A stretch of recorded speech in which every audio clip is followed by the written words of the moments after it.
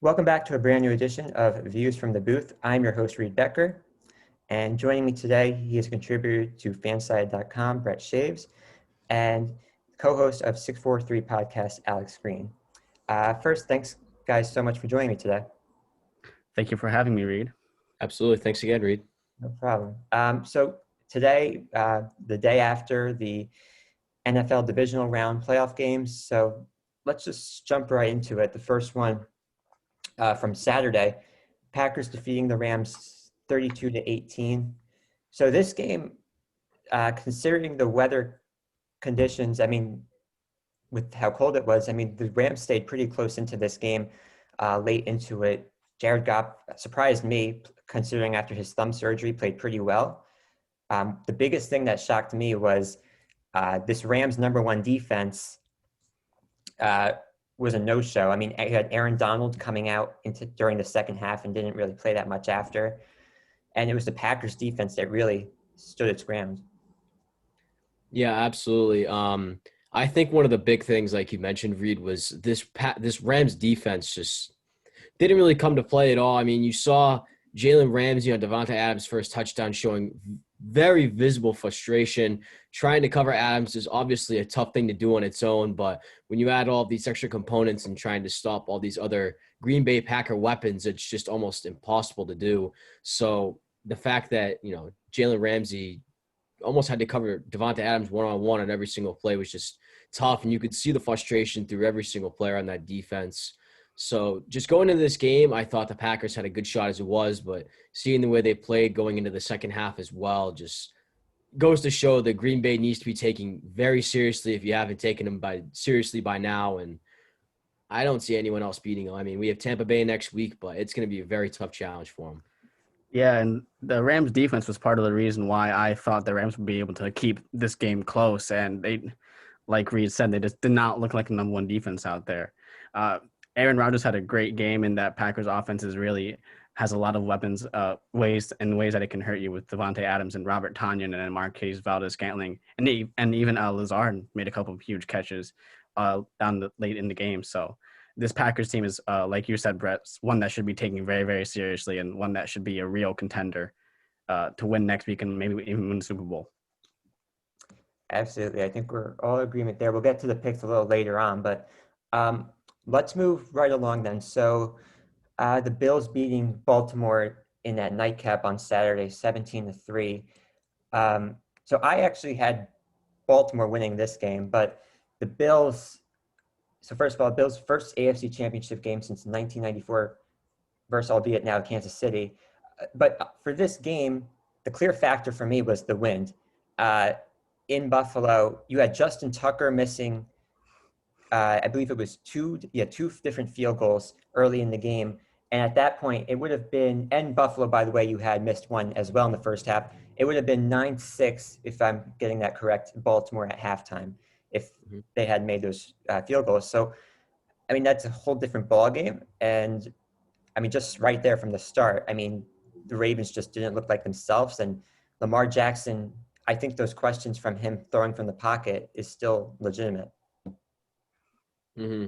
And I think one of the biggest things, too, in this game, like you said, Reed, you had Baltimore winning this game. I thought Baltimore could have legitimately won that game, too. But I think the biggest thing was Lamar Jackson not being present later in that game.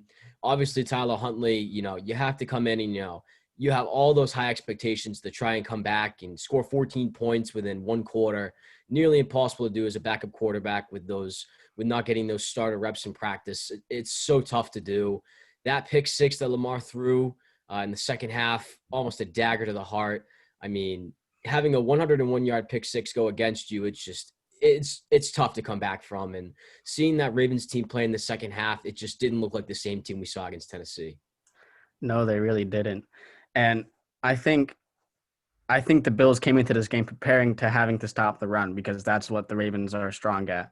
I mean, you have J.K. Dobbins and Gus Edwards as well as Lamar Jackson, who is obviously his legs are obviously a huge weapon and something he uses very frequently. But the fact, something I want to mention is that in the divisional round game against the Titans, Lamar Jackson now had like I believe 195 passing yards, and like over 100 of those were to Marquise Brown. So if Marquise Brown gets locked down by someone, which, well, I mean, wasn't sort of the case in this game because he had a decent game, but I mean, the Ravens just really had no other options and receivers threats besides Marquise Brown. I mean, you have Mark Andrews, you have Willie Snead, but compared to the Bills who have Cole Beasley and Gabriel Davis, those I would take And Cole Stephon Beasley Diggs. and Davis over Andrews and Snead any day of the week. But yeah, I think Lamar really got to work on his pocket passing because it really isn't the good, and I think it's one of his weak points in this game. So definitely, I thought the Ravens could have won this game too, but the Bills impressed, and Josh Allen continued to look good and continued his almost MVP type form in this game. So. Yeah, I definitely agree. I think the Ravens are going to definitely have to address their lack of wide receiver need come the offseason to get further into the playoffs come next season. But if you remember, towards the end of this game, Baltimore had the ball when Huntley came in and threw a right down the sideline. I don't remember who the receiver was, but he was wide open, but he just overthrew him. It was Marquise Brown. Marquise Brown. I don't know if it was because if the wind just took it just over, if he just overthrew him, but that could have been. They probably would have gotten. They would have been right in back in it if you had Tyler Huntley coming in and throwing that dime. It would have been a whole nother ball game too. That's just. I think he just overthrew him. I don't think it was the wind, but. I also agree. I think he just overthrew him. That was a very pretty ball that he threw.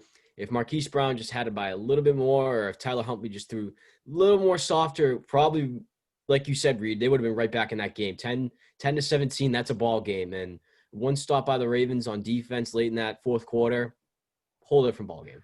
Yeah.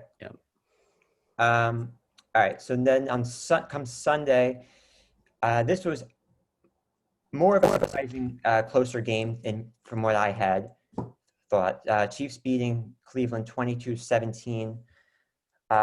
Obviously, the biggest story here is Patrick Mahomes leaving the game with a concussion and not returning, and then Chad Henne taking over and completing a first down late in the fourth quarter, which sealed the game. There's a couple things that I want to address here, though, on Cleveland's side. Obviously, there's that controversial in the first quarter, the no call of the helmet-to-helmet when the ball went out of bounds in the end zone, which should have been a helmet-to-helmet call that was missed by the officials. But I think I've seen some people saying that decided it. That was the reason Cleveland lost because of the way the score turned out. But there was a couple of late fourth quarter time clock management coaching decisions by Stefanski that I wasn't in favor of, and let's see what you guys say. First of all, when he's challenging the clear complete in the fourth quarter, he challenged a completion that was pretty clear and obvious. I mean, it didn't touch the ground, and he held onto it against his body, and he's challenging it, and he loses a timeout. At that point, you waste a timeout. You only have 2 left, and then by the time you get the ball back, at least from what I'm remembering, he only had 1 left. That was one. And then the other one was he punted the ball with 4 minutes left, and the way the game was going, from the way it was going, Kansas City really couldn't stop the Chiefs. I understand that Chad Henne was in and that it's a completely different drop-off.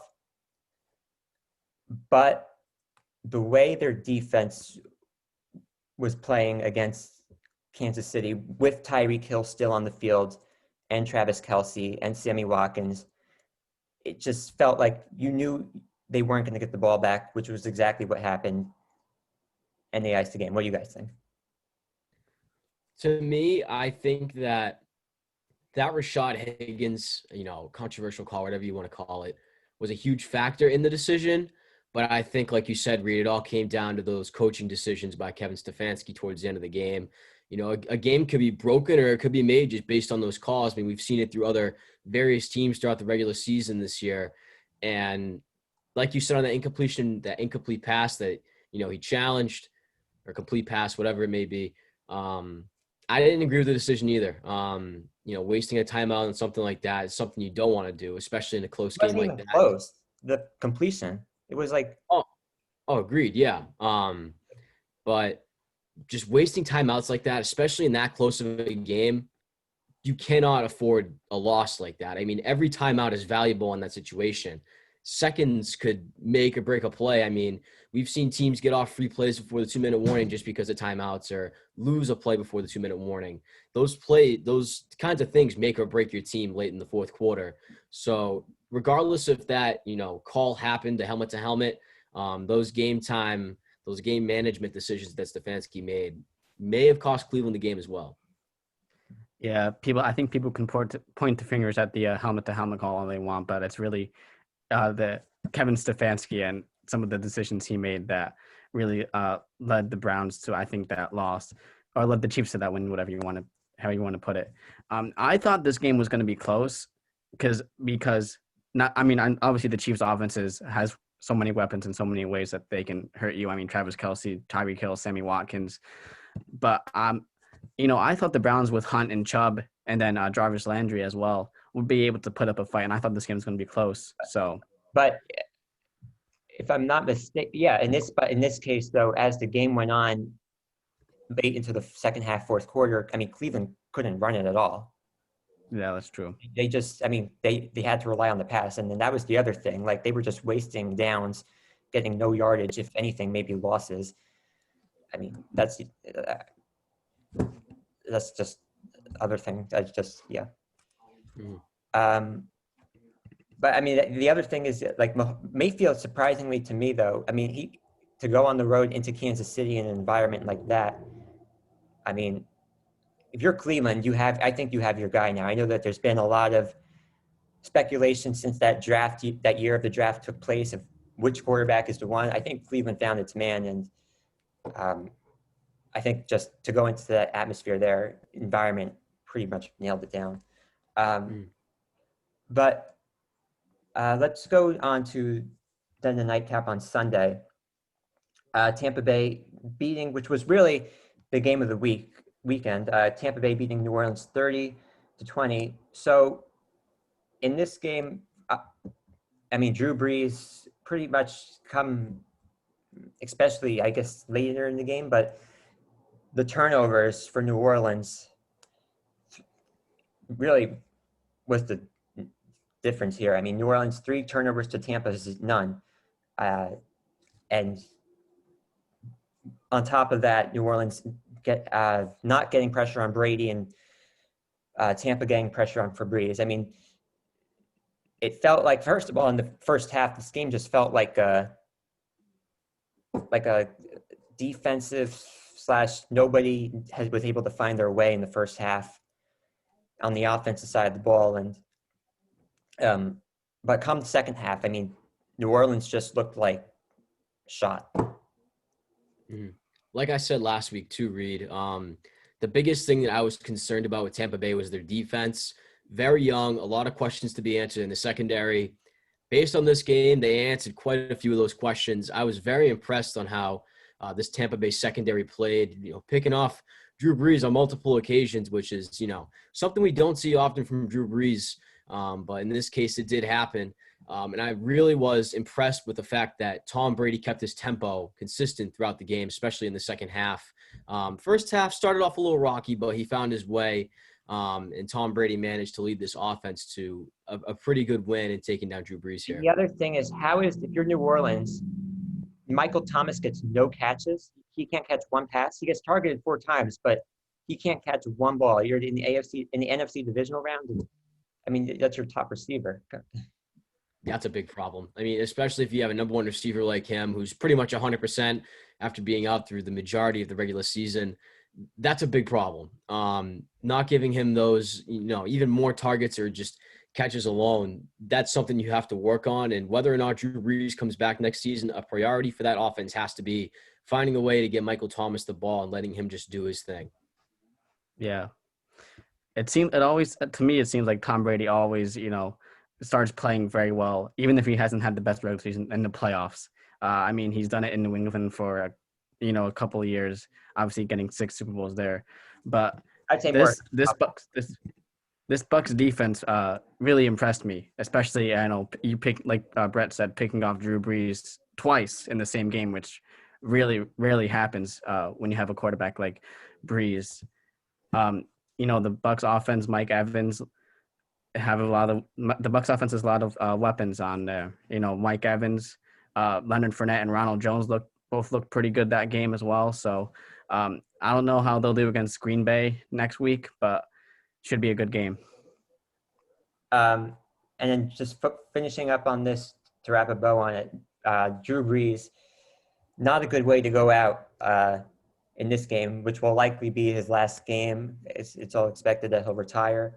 And it's actually, in fact, he was on the field late last night with his kids and family after that game, up to the fact that Tom Brady came out. So it does sound like Drew Brees is going to call it quits and head over to the broadcast booth of NBC. So let's now look ahead now to the championship week. There's 2 games. So we'll start with Buffalo in Kansas City. So for this game, for me, the big factor here is going to be, I'm looking at the wide receivers. You have Stephon Diggs and Tyreek Hill on both sides. I think this game is going to be it's going to be a close game. I honestly think, while I understand that Buffalo's defense was able to shut down Baltimore, I think you're going to have a high, close-scoring game. And it might very well come down to who has the ball last. But I have to go with Kansas City here just because there's no way, first of all, that Andy Reid's not going to play Patrick Mahomes. And secondly, their weapons just, even though Buffalo has Stephon Diggs and Cole Beasley, Kansas City's just on another level, just not even close. I think this game is going to come down to whether or not Patrick Mahomes plays. I think if he is medically okay to play, there's no doubt my man Andy Reid will start him on that championship weekend. But if he's showing signs that, he's not all there and he's not mentally ready to go yet, there's a chance Chad Henne starts Sunday. But the chances right now, if he shows signs of progression throughout the week, I very well think Mahomes is going to play. And if Mahomes does play, there's a chance, in my opinion, that Kansas City will win this game. Like you said, Reed, it's going to come down to, a very offensive scoring game, back and forth, and it may well be a factor of who has the ball last and who has a chance to score that game-winning touchdown or field goal, whatever it may be. But if it's coming down to the 2 teams, if Mahomes plays, I think Kansas City's going to end up winning this game. Yeah, I'm gonna have to agree with the both of you. Like Brett, I think this game comes down to whether or not Mahomes plays. I think if Mahomes doesn't play, the Bills, I think, could very well easily win this game because Josh Allen has been playing, to an MVP type season, like I mentioned earlier. And yeah, you look at the Chiefs' offense; they just have so many more weapons than I think the Bills do. With Travis Kelce and Tyreek Hill, like we mentioned earlier. So if Patrick Mahomes is able to play, and I think Andy Reid will start him. Plus, I think I give the coaching advantage to the Chiefs as well with Andy Reid over McDermott in Buffalo, who has done a great job there in the past couple of seasons. But Andy Reid is one of the greatest coaches in the league right now. So I'm gonna have to go with Kansas City winning this weekend as well if Mahomes plays. Yeah, I mean, just look at what he did on Sunday, just to go for it On 4th and 1. 4th and 1, basically right around midfield. If you don't get it, then you're giving Cleveland a short field to play with. The other thing I'm just going to say on this is I just can't see a way that Kansas City doesn't play Mahomes. I don't, to play in an AFC championship game. I just can't see it happening.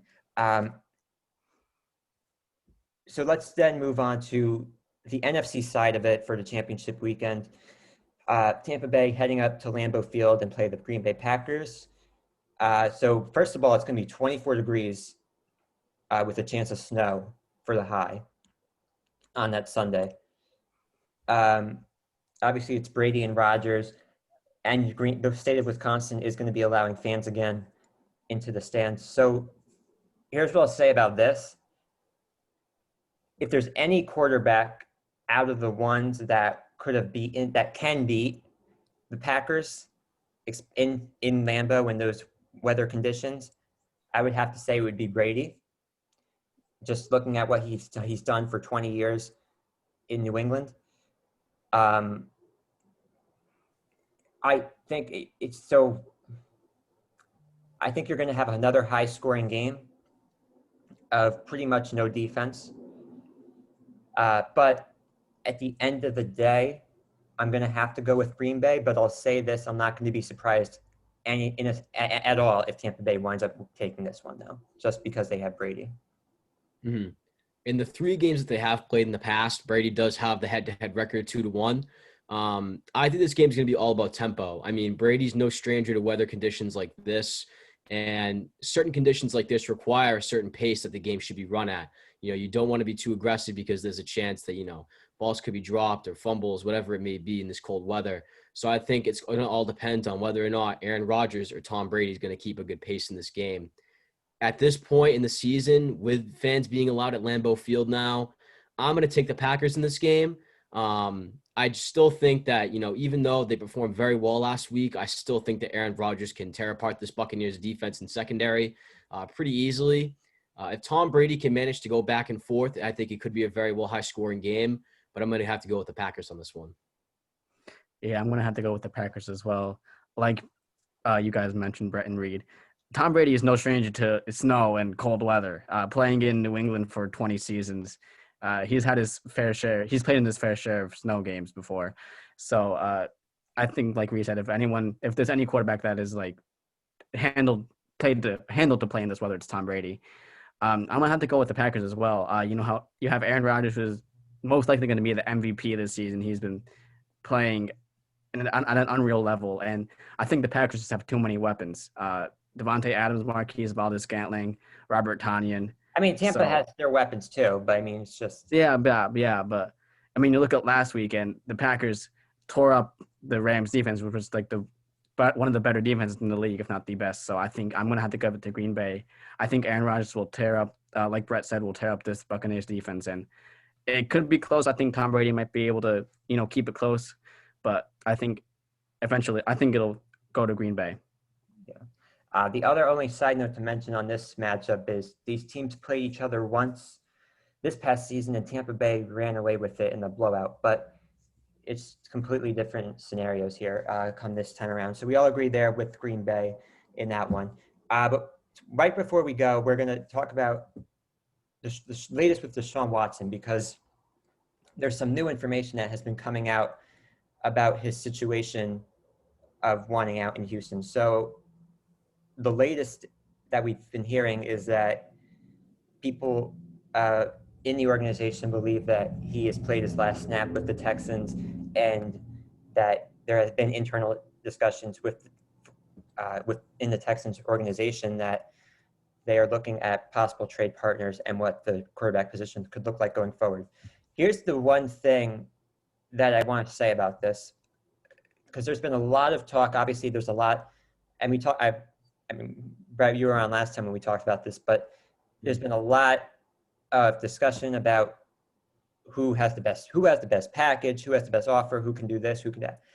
The bottom line here is that, yes, the Jets have the best offer, but Deshaun Watson has the leverage here, because the Texans gave him that no trade clause in that contract that he just signed. I'm pretty sure it was in September. So he is going to be able to dictate where he can go. So Houston could wind up getting not maybe the greatest offer, because what it sounds like from his camp is that he wants Miami, and that Tua, where you would have Tua going back to Houston. So personally, that's what I could see happening right now. We haven't heard what else he would be available or open to, but I could very well see the Jets being an odd man out here. Mm-hmm. I think that just seeing Watson's scenario right now, I mean, the latest that's come out is that he's not answering any phone calls. There have been other head coaches saying that this position that's vacant right now in the Houston organization is so undesirable, considering that, the situation with the GM and now Watson not being happy, his anger level going from a 2 to 10, what he recently tweeted out.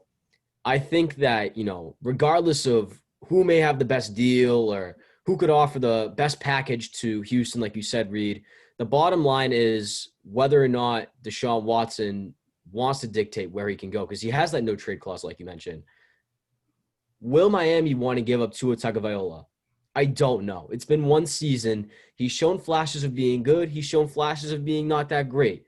It's going to depend on whether or not they're ready to let go of him yet and really push this organization forward to a win-now franchise quarterback instead of developing someone like Tua. Well, If I'm Miami, I take that deal. Go ahead, Reed. I would. No, if I'm Miami, I would give up Tua. You're getting a guy right in the middle of his prime who's proven that he can perform at a high level. The question that I'll ask back to both of you or whatever is that if you're the Jets, then if let's assume just for whatever that Watson says he's willing to go to the Jets, or if you're the Jets, do you give up on Darnold and go with Watson? If I'm the Jets, I mean, I would. If I'm getting Deshaun Watson, I would definitely have to do that. I mean, you're getting the guy in your prime again, and for Darnold, while there's been some debate about who his supporting cast is, we've seen some good signs and some not so good signs. So I actually think I the feel Jets like could be. Go ahead. I was going to say I feel like the Jets are in a similar situation with Tua. You know, Sam Darnold's been in the league for a couple of seasons now, and his supporting cast hasn't been the greatest. But I mean, if you're getting a guy like Deshaun Watson, who like Reed said is like in the middle of his prime right now, is one of the, I would say a top 10, top 15 quarterback in the league right now, then if you're on the Jets, I'd do that deal. Yes, you would have to give him some help on the offensive side of the ball and some former receivers. But if I'm the Jets, I would do whatever I can to get Deshaun Watson.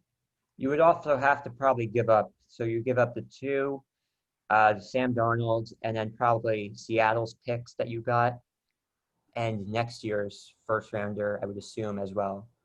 So you're giving up the farm, but if you're the Jets, it's definitely worth it.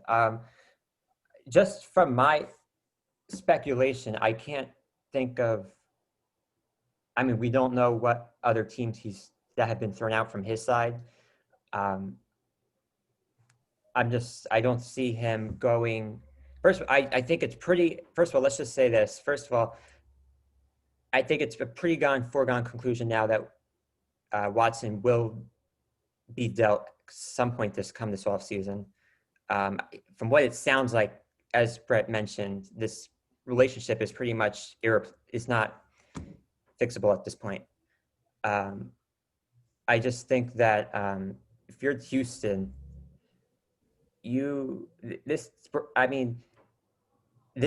way this organization has been run. First of all, so you're Deshaun Watson. You got lied to this time around with the GM hire, and you got your best receiver last year taken away in a trade.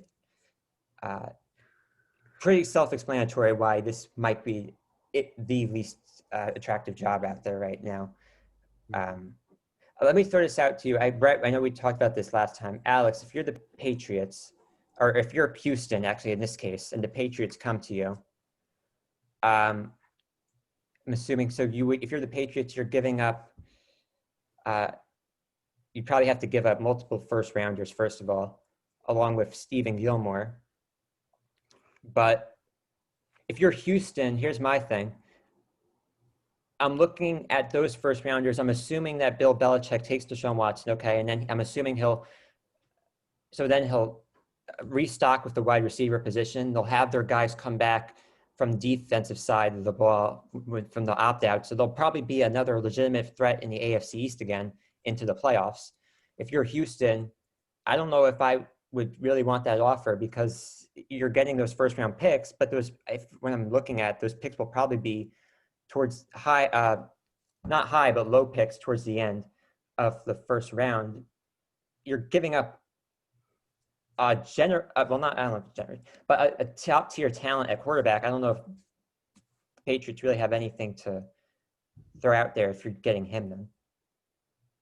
Yeah, that's true. You make a very good point. I think the Patriots will make some kind of offer to Houston for Deshaun. I think they would be stupid not to, since they they're going to need a quarterback since they're most likely not going to re-sign Cam Newton, which is for better or worse. Patriots fans are 50-50 on that. A lot of them are glad that he's leaving. But yeah, it's just a matter of if you're Houston, do you want to do that trade? The pick this year is somewhere in the middle, I believe, around 15 or 16. And then, like you said, if New England does get Deshaun Watson and they restock their receivers and get their players back, they'll probably be a threat in the AFC again. And those picks that Houston's getting are probably going to be later picks in the first round and later picks, like you said, Reed. So, yeah, I don't know. I mean, if I'm the Patriots, I'd do that deal, and if Houston accepts that deal, I'd do it. But I don't think I don't know if Houston Houston would do that. You make a good point. Yeah. Yeah, so that's the Deshaun Watson thing is definitely going to be something worth monitoring as this offseason develops. I may just say one thing before. As of right now, they are actually heavily considering Eric Bieniemy as their next head coach. If they do end up hiring Eric Bieniemy, that's probably their last hope to get Watson back. Because I know he was originally the candidate that Watson wanted to replace Bill O'Brien. So if they do end up signing Bieniemy for the next head coach, that's probably the last resort you might see Watson come back. But at this point, I think it's almost impossible to get him back. But I just want to say one thing, because I was watching Dan Orlovsky this morning on ESPN. He was saying that it's much worse than that's already been reported out there, and basically that he just has to get out of there. So if I'm just going based off of that, at this point, even if they get Bieniemy, I just think from what everything's been reported on, I just can't see him staying. It'll be a Hail Mary shot for Houston on their part, but I can't see him coming back because he hasn't officially requested I want out, forcing a trade yet, but it does feel like we're heading down that path. And it ultimately, what I think what could wind up happening again is then he'll probably just wind up holding out come training camp. But that'll definitely be worth something to monitor as the offseason continues after the Super Bowl. But that is all the time we have for you today. For Brett Chaves and Alex Green, I am your host, Reed Becker. Thanks for joining us today, and we'll see you next time on a new edition of Views from the Booth.